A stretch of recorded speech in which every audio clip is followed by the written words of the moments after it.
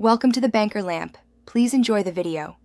You start by making the axle accessible and safe. First, clear the load and park the truck on a level surface, then wedge or lock the base so it cannot roll.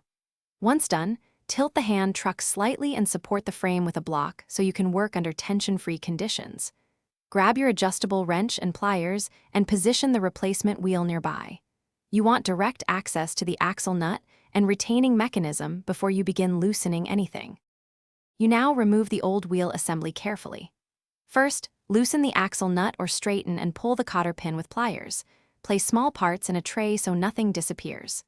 Then slide the wheel, washer, and spacer straight off the axle, noting the order and orientation so reassembly is exact. Once the wheel is off, clean the shaft and inspect bearings or bushings for wear.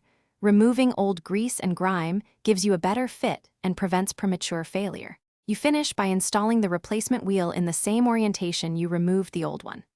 Apply fresh grease to the axle and bearings, slide on spacer, wheel, and washer, then secure the nut or replace the cotter pin.